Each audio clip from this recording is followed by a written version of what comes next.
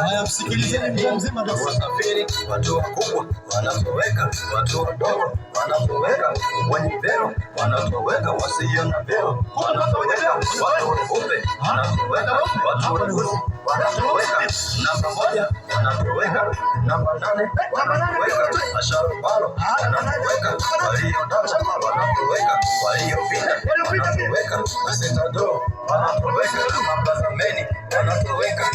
Kumbe kuna cha kutegemea.